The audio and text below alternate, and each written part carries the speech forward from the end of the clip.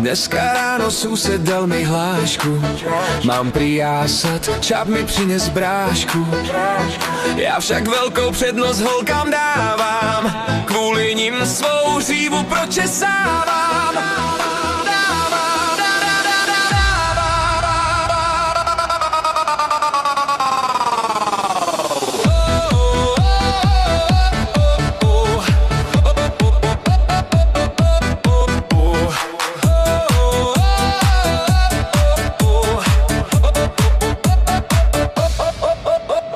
Já tě chápu, mně se taky líbí. Koukám, občas něco slíbím. Mám však smůlu, máma si mě hlídá. Táta ten zas nikdy nevyzvídá. To se oslaví, než to naše mládí stáří unaví. To se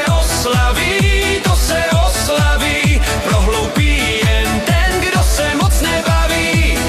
Jsou tu dívky s krásou něžných poupat, já však můžu zatím jenom koukat. Mám tu smůlu, že mě máma hlídá, táta ten mě nikdy nespomíná.